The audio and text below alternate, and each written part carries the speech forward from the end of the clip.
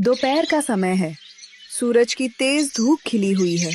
घर के बाहर एक बड़े और घने पेड़ के नीचे एक पुरानी खाट बिछी हुई है। रमेश और सुरेश दोनों निकम्मे भाई खाट पर आराम से पसरे हुए सो रहे हैं। तभी रमेश आंखें खोलता है और करवट बदलते हुए सुरेश से बात करने लगता है। यार सुरेश, तू खुद ही सोच, इस घोर गरीबी में हम कब तक ऐसे ही सड़ते रहेंगे। सुबह से शाम हो जाती है पर जेब में फूटी कौड़ी नहीं होती। इस गरीबी से निकलने के लिए हमें कुछ बहुत बड़ा करना पड़ेगा यार। हाँ भैया, तुम बिल्कुल सच कह रहे हो। रोज रोज की इस कंगाली से तो मैं भी तंग आ गया हूँ। हमें दूसरों की नौकरी करने के बजाय अपना खुद का एक बहुत बड़ा बिजनेस खोलना चाहिए। ऐसा बिजनेस जिसमें चारों तरफ से बस पैसे ही पैसे बरसे।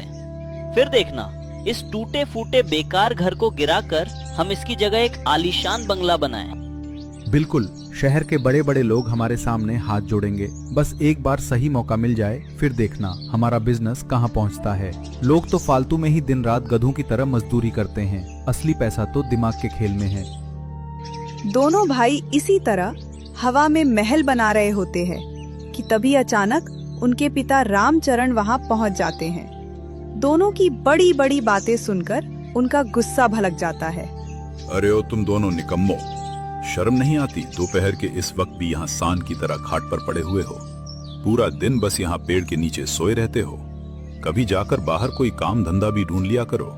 जिंदगी में सोने के अलावा कुछ और भी कर लिया करो। अरे बापू, तुम तो बस हमेशा डांटना ही जानते हो। रहने भी दो अब। हम कोई छोटा मोटा काम नहीं करने वाले। हम दोनों भाई मिलकर एक बहुत बड़ा बिजनेस करेंगे और बहुत सारे पैसे कमाएंगे। ये जो लोग दिन रात मजदूरी करते हैं ना, वो फालतू में ही इतनी मेहनत करते हैं। अच्छा, बहुत बड़े बिजनेसमैन आ गए हैं। अरे मूर्खो, बिजनेस करने के लिए दिमाग की जरूरत होती है, और वो दिमाग तुम दोनों के पास दूर दूर तक नहीं है। सिर्फ बातें बनाने से तिजोरियां नहीं भरती। देखना बापू, एक दिन जब बहुत सारे पैसे होंगे हमारे पास, तब तुम्हें हमारी कीमत समझ में आएगी। आज तुम हमें कितना भी निकम्मा बोल लो, पर एक दिन आप सब समझोगे। चल भैया सुरेश, यहाँ से चलते हैं। ये बापू हमारी बातों को कभी नहीं समझेंगे। इनके सामने बोलना बेकार है। दोनों भाई गुस्से में वहां से चले जाते हैं। तभी अंदर से उनकी माँ कमला बाहर आती है। जी, ये दोनों लड़के कब सुधरेंगे? बचपन में तो आपने इन पर ध्यान दिया नहीं। अब देखिए ये कितने बड़े आलसी हो गए हैं। दिन भर बस सोते रहते हैं। अरे कमला, इनका बड़ा भाई जगदीश भी तो दिन रात किराना दुकान पर खटकर काम करता है, पर इन दोनों को समझाना तो सच में पत्थर पर सिर मारने जैसा है। इनकी किस्मत ही फूटी है। शाम ढल चुकी है। बड़ा भाई जगदीश, जो गांव की एक किराना दुकान पर मजदूरी करता था, थका हारा घर लौटता है। उसके हाथ में राशन का सामान है। बापू, माँ, ये लीजिए, घर का राशन ले आया हूँ। आज दुकान पर बहुत काम था, इसलिए थोड़ा लेट हो गया। आप लोग परेशान मत होना। जब तक मैं कमा रहा हूँ, घर में खाने की कमी नहीं होगी। जीता रहे मेरे लाल। इस घर में बस एक तू ही है जो इस बूढ़े बाप का सहारा है। तभी रमेश और सुरेश भी पूरा दिन गांव में आवारागर्दी करके घर के अंदर आते हैं। उन्हें देखते ही रामचरण का गुस्सा फिर भड़क जाता है। क्यों भाई साहब, कराए अपना बहुत बड़ा बिजनेस? आ गया करोड़ों का मुनाफा, या आज भी खाली हाथ ही आ गए? बापू, तुम नहीं समझोगे। एक दिन में थोड़ी ही कोई बिजनेस खड़ा हो जाता है। उसमें टाइम लगता है, बड़ी बड़ी योजनाएं बनानी पड़ती हैं। कितने बड़े तो हो गए हो तुम दोनों, और कितना टाइम चाहिए तुम्हें सुधरने के लिए? आ गए बस घर में मुफ्त की रोटियां तोड़ने। धिक्कार है तुम दोनों पर। रमेश और सुरेश बिना कुछ बोले अपना मुंह छिपाकर कोने में बैठ जाते हैं और रात का खाना खाकर सो जाते हैं। अचानक आसमान में घने काले बादल छा जाते हैं और जोरदार कड़कड़ाहट के साथ बहुत तेज बारिश शुरू हो जाती है। पानी इतनी तेज बरस रहा था कि मिट्टी की पुरानी दीवारें हिलने लगती हैं। सबसे बड़ा भाई जगदीश अचानक जाग जाता है। ये बारिश तो रुकने का नाम नहीं ले रही। हमारा घर बहुत पुराना है, ये कभी भी गिर सकता है। मुझे तुरंत माँ और बापू को बाहर लेकर जाना होगा। जगदीश तेजी से अपने दोनों छोटे भाइयों रमेश और सुरेश को जगाता है। रमेश, सुरेश, जल्दी उठो भाइयों। चलो सब तुरंत घर से बाहर चलो, ये मकान ढहने वाला है। अरे भैया, तू अपनी चिंता कर, हमें आराम से सोने दे। जरा सी बारिश में तू तो डरपोक बन गया। हाँ भैया, तू जा बाहर, हमें परेशान मत कर। जगदीश उनकी बात ना मानकर तुरंत अपने बूढ़े माता पिता को सहारा देकर उठाता है और उन्हें लेकर घर से बाहर आ जाता है।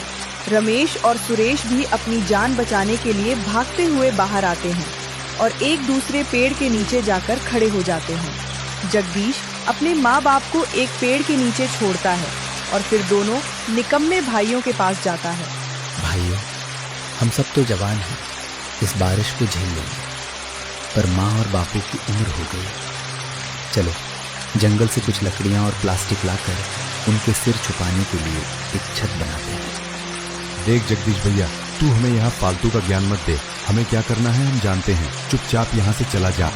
जगदीश अकेले ही मूसलाधार बारिश में जंगल की तरफ भागता है।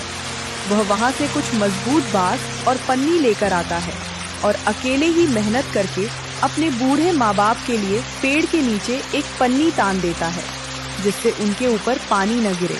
पूरी रात इसी तरह बारिश में गुजर जाती है।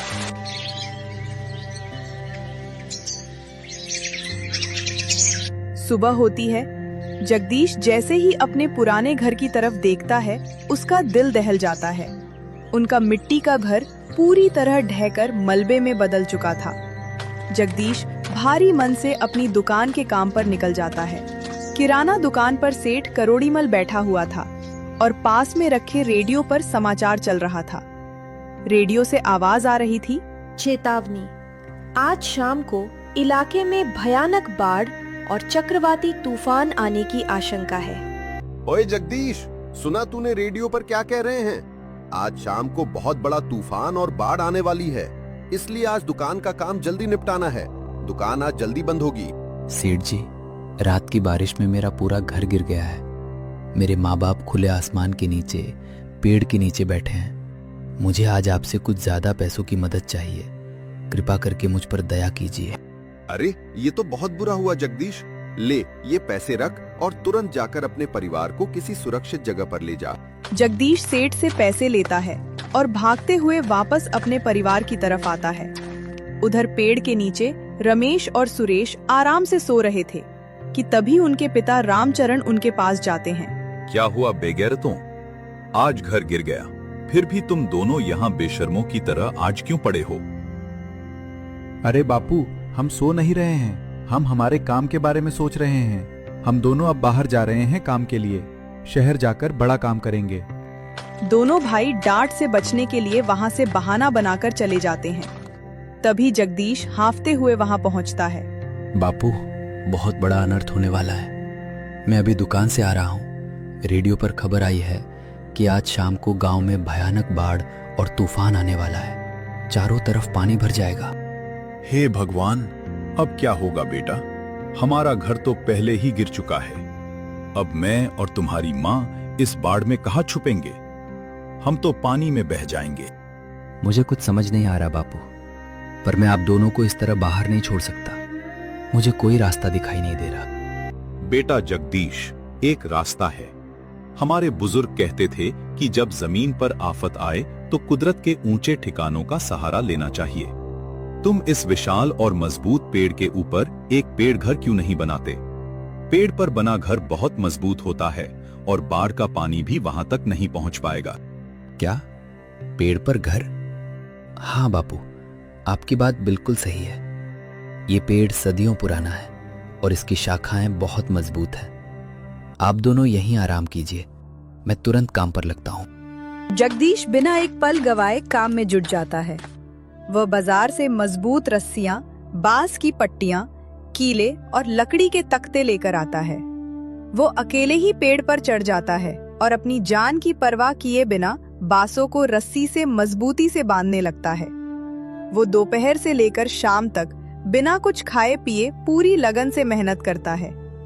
शाम होते होते पेड़ की मजबूत टहनियों के बीच एक बहुत ही सुंदर, सुरक्षित और गोल आकार का लकड़ी का पेड़ घर बनकर तैयार हो जाता है, जिसके ऊपर पानी रुकने के लिए ढलान वाली छत बनी हुई थी। जगदीश अपने माता पिता को रस्सी और सीढ़ी के सहारे धीरे धीरे ऊपर सुरक्षित पहुंचा देता है। बापू, माँ, चलो अच्छा हुआ कि शाम होने से पहले ये घर बन गया।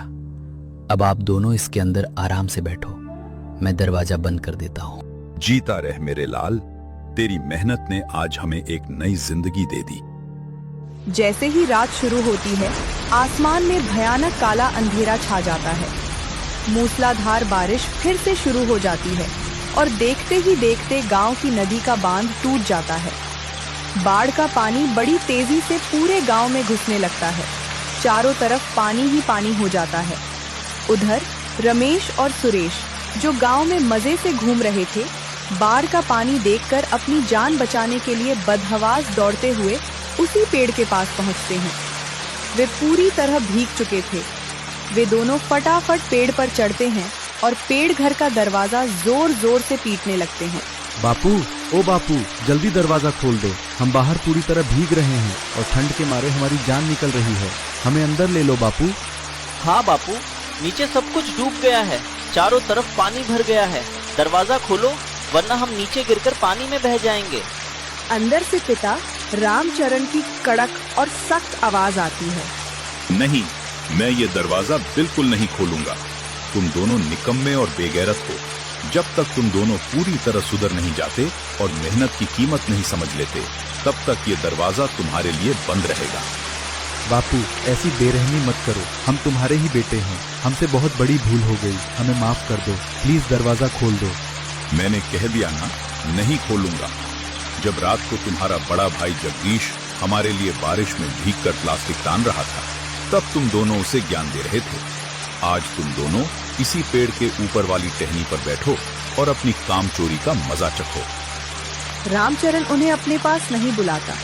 उसका दिल अंदर से थोड़ा दुखी था, पर वह सोचता है कि अगर आज उसने इन्हें आसानी से बचा लिया तो ये जिंदगी भर कभी मेहनत नहीं करेंगे।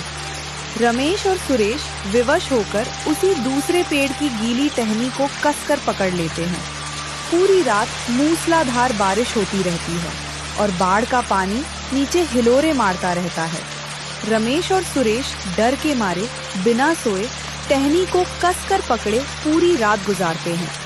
जागते जागते दोनों का बुरा हाल हो जाता है। उन्हें अपनी गलती का पूरा एहसास हो जाता है। ओए सुरेश, टहनी को कसकर पकड़े रहना भाई, कहीं हाथ छूट ना जाए। नीचे देख कितना भयानक पानी बह रहा है, अगर जरा सा भी पैर फिसला या तू नीचे गिरा तो इस बाढ़ के पानी में सीधे बह जाओगे। हाँ भैया, मैंने टहनी को बहुत मजबूती से पकड़ा हुआ है, पर ठंड के मारे मेरी उंगलियां सुन्न हो रही हैं। मुझे बहुत नींद आ रही है भैया, आंखें अपने आप बंद हुई जा रही हैं। नहीं सुरेश, खबरदार जो अपनी आंखें बंद की, आज की रात तो हम बिल्कुल सो नहीं पाएंगे। अगर एक पल के लिए भी सो गए तो सीधे मौत के मुंह में चले जाएंगे। आज जागना ही पड़ेगा भाई, जागते रहो। भैया, आज मुझे समझ आया कि बापू और जगदीश भैया हमसे क्या कहते थे। हम सच में कितने बड़े निकम्मे थे। अगर आज हमने भी जगदीश भैया की तरह मेहनत की होती तो हम भी अंदर सूखे और सुरक्षित घर में बैठे होते। इस तरह दूसरे पेड़ पर मौत से नहीं लड़ रहे होते। हाँ सुरेश, गलती हमारी ही थी। बस ये रात किसी तरह कट जाए, सुबह होते ही हम अपनी जिंदगी बदल देंगे।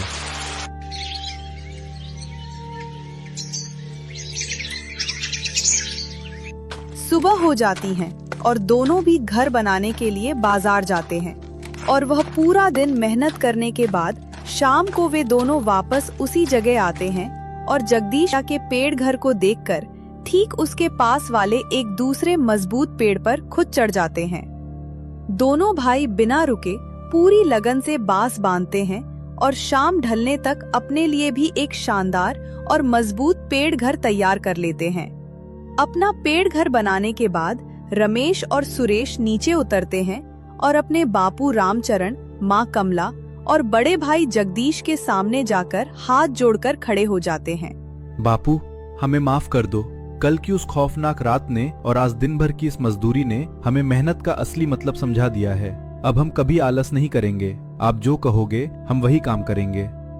हाँ बापू, हमें माफ कर दीजिए। देखिए, आज हमने दिन भर बाजार में दुकानों पर काम करके पैसे कमाए और जगदीश भैया के घर को देखकर अपने हाथों से वो सामने वाला मजबूत पेड़ घर भी बना लिया। अब हम अपनी मेहनत की कमाई खाएंगे, कभी किसी पर बोझ नहीं बनेंगे। मुझे तुम दोनों से कोई बैर नहीं था। मैं तो बस तुम्हें इस निकम्मेपन के दलदल से बाहर निकालना चाहता था। आज तुम दोनों ने खुद अपने दम पर घर बना दिया है। मुझे तुम पर गर्व है।